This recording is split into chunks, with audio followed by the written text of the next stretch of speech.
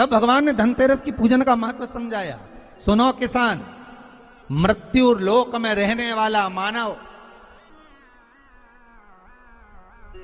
अगर धनवंतरी की पूजन करता है, धनतेरस के दिन कार्तिक महीने में पड़ने वाली सुंदर त्रयोदशी तिथि को जो धनवंतरी की पूजन करेगा, उसके घर से लक्ष्मी कभी बाहर नहीं जाएगी। नारायण जैसे बोले तो किसान तुरंत प्रसन्न हो गया। प्रभु प्रभु आप मुझे वो उपाय, आप मुझे वो पूजा का प्रयोग, आप मुझे वो महत्व उस धनवंतरी पूजन का, उस धनतेरस की पूजन का बता दीजिए, जिससे मेरा कल्याण हो जाए, जिससे मेरा उद्धार हो।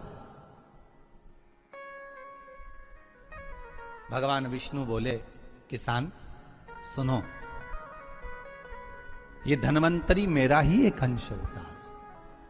जैसे मेरे हाथ में शंख चक्र गदा पद्म सब धारण करा हुआ हूं, उसी तरह धनवंतरी का स्वरूप का यदि आप दर्शन करेंगे, आप धनवंतरी के चित्र का अगर दर्शन करेंगे तो एक हाथ में उनके भी चक्र है, एक हाथ में उनके शंख है, एक हाथ में उनके औषधि है, एक हाथ में उन्हें अमृत का कलश है, और भगवान स्वयं नारायण का अंश प्रकट हो रहा है।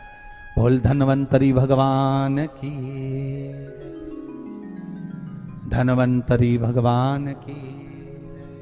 कहते हैं धनवंतरी भगवान का प्रागट्य जब हुआ था तो भगवान शंकर ने धनवंतरी देव को देखकर कहा, वाह रे प्रभु वाह, क्या सुंदर स्वरूप धारण कर आए हो प्रभु।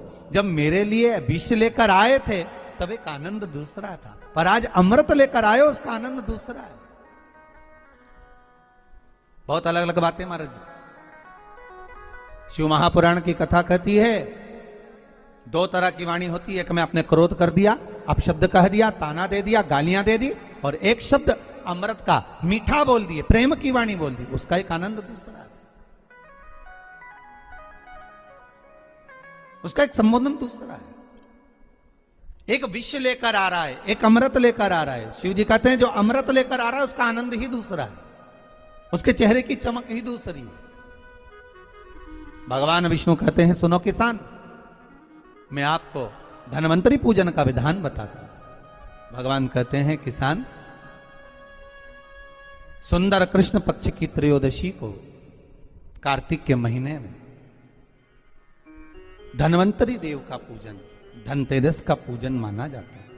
सुनो किसान, एक सुंदर भूमि पर देसी गाय का गोबर से लीपन कर कर, अगर गाय का गोबर ना मिले, सुंदर जल से लीपन कर कर, वहां एक सुंदर चौक को पूर कर, आप सभी को ज्ञात होगा कि चौक पूरने में रंगोली का प्रयोग नहीं होता। आप लोगों को मालूम होगा चौक पूरने में आटा और हल्दी का प्रयोग होता है। काय का प्रयोग होता है? आटे और हल्दी का प्रयोग। आटे हल्दी का प्रयोग क्यों होता है? क्योंकि आटा समृद्धि को बढ़ाता है, लक्ष्मी वैभव को बढ़ाने वाली हल्दी होती है। इसलिए जब चौक पूरा जाता है भूमि पर, तो चौक पूरते समय आटा हल्दी का प्रयोग करते हैं। थोड़ा सा चावल का दाना या गेहूं का दाना रख दिया जाता है, उसके ऊपर एक सुंदर चौकी, एक चौरंग, एक पाटा रख दिया जाता है। भगवान विष्णु बता रहे हैं किसान को धनतेरस के पूजन का वर्णन, और जो भगवान विष्णु ने बताया है वही पूजन का वर्णन आप लोग श्रवण कर रहे हैं। आज धनतेरस है, आज धनतेरस का प्रयोग कर पूजन करें, और शिव महापुराण के इस भाव को, विष्णु पुराण के इस भाव को, स्कंद पुराण के इस भाव को आप धारण करें, और जो विधान भगवान विष्णु बता रहे हैं उसके हिसाब से, उसके अनुसार आप लक्ष्मी का पूजन, धनतेरस का पूजन करें। चौकी लगाएं, चौरंग लगाएं, पाटा लगाएं, उस पाटे पर एक सुंदर लाल वस्त्र धारण करा दें, लाल वस्त्र बिछा दें,